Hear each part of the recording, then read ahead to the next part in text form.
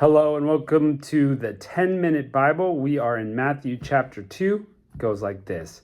Now when Jesus was born in Bethlehem of Judea in the days of King Herod, behold, wise men from the east came to Jerusalem, saying.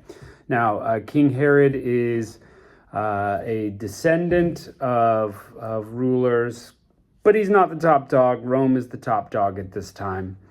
But it is important for our story. Wise men, these are magi. It's actually the same title that Daniel held. These are wise men from the east, like Assyria, Babylon, but the kingdoms have changed a few times over the years, but they kept this title. So this is like an astronomer, dream interpreter, general wise man. Again, Daniel held this position back in his day. And so they come to Jerusalem. And by the way, these are most likely Jewish people of descent. Why else would they be coming to hear about the King of the Jews? Why else? People who had not come back from exile yet, Jews. Where is he who is born King of the Jews? For we saw his star in the east and have come to worship him. When King Herod heard it, he was troubled, and all Jerusalem with him. So, big deal, new king in town. King Herod's worried about his power because this is supposed to be the reigning Messiah. That's at least their thought. We know Jesus is going to be the suffering servant. We learned that in Isaiah and other prophets.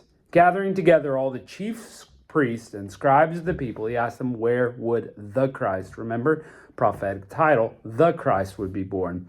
They said to him, in Bethlehem of Judea, for it is written through the prophet, you, Bethlehem, land of Judah, are in no way least among the princes of Judah, for out of you will come a governor who will shepherd my people. Again, this is why King Herod is worried, because it's a threat to his power.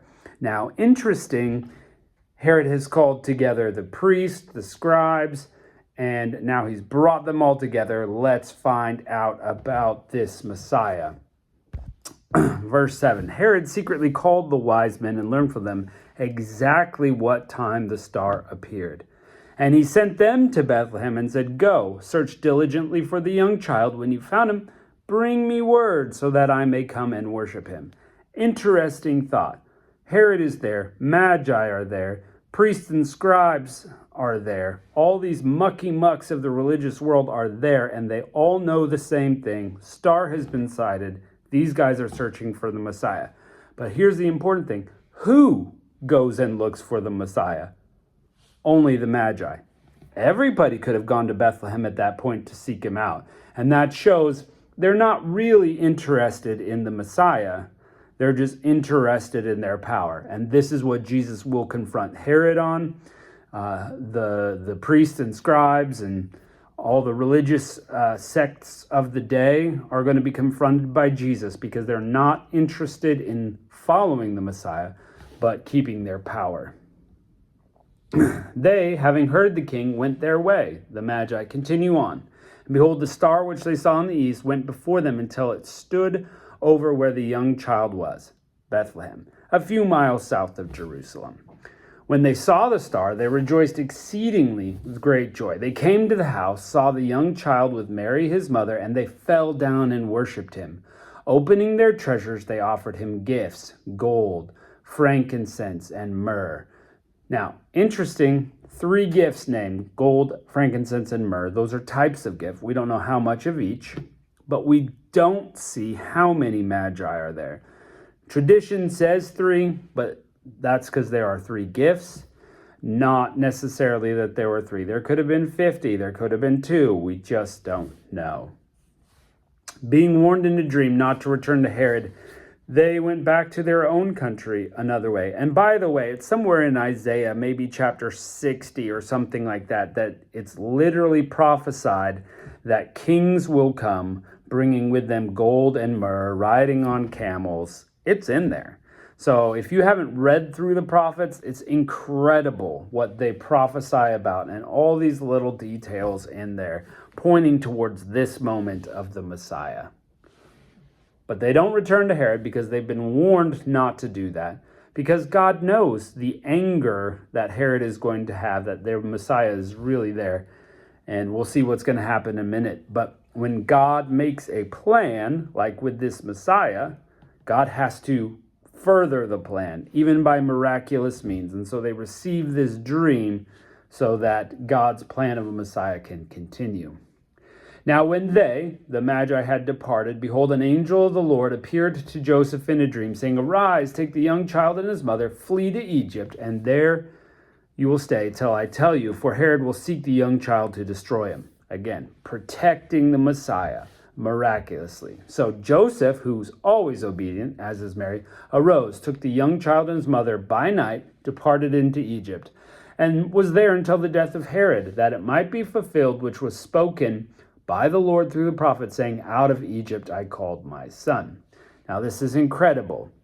God is taking Jesus down to Egypt, going to bring him out just like the people of Israel did. So he has to make the same journey that they did, but he is going to begin by showing perfection. He's not going to be waylaid 40 years there because of his disobedience. He's going to be right on. So prophetically, he has to make the same trip so he identifies with the people he's trying to save. Verse 16, then Herod, when he saw that he was mocked by the wise men, meaning they didn't come back, he was exceedingly angry, sent out and killed all the male children who were in Bethlehem and in all the surrounding countryside from 2 years old and under, according to the exact time which he had learned from the wise men. So, in the last 2 years from this statement is when they went and looked for Jesus, because he was in that time range. We don't know exactly. We know it's after 40 days because the time for purification was 40 days, and they went up to the temple for that, and they leave immediately to Egypt and stay there for years. So sometime between 40 days and 2 years, that's how old Jesus is at this point.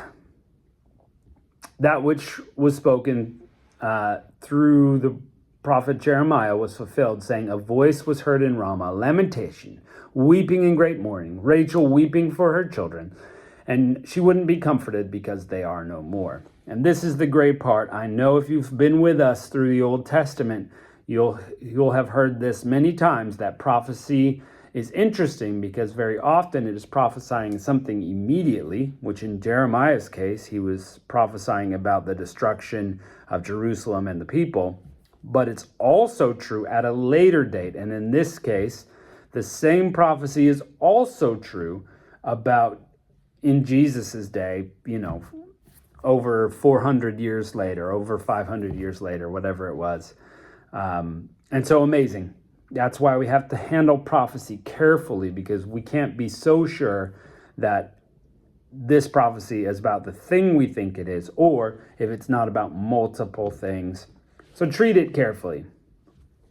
But great sadness, lots of children dead. Not over the whole nation, but just in Bethlehem and the surrounding area.